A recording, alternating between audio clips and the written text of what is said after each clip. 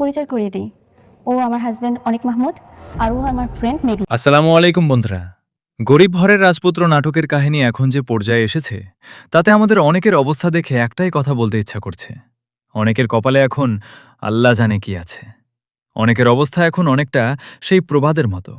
এক মরণ কামড় থেকে বাঁচতে গিয়ে এখন দুই সতীনের কামড়াকামড়ি মাঝখানে পড়া। একদিকে নতুন বউ বৃষ্টির রাজকীয় মেজাজ, আর অন্যদিকে পুরনো জান মেঘলার চোখের জল। অনেক এখন এমন এক গোলক ধাঁধায় আটকা পড়েছে, যেখান থেকে বের হতে গেলে নির্ঘাত তার কপালে বড়সড় বিপত্তি আছে। আজ আমরা কথা বলবো ৯ নম্বর পর্বের মাথা নষ্ট করা টুইস্ট আর আগামী ১০ নম্বর পর্বে কি ধামাকা হতে যাচ্ছে তা নিয়ে। বন্ধুরা, ৯ নম্বর পর্বে আমরা দেখলাম সেই ভয়ঙ্কর দৃশ্য।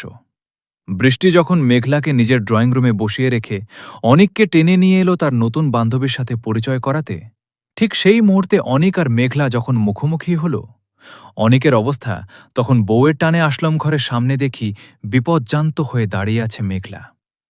তো অনিককে দেখে পুরো থোক, নিজের স্বামীকে অন্যের সাথে দেখে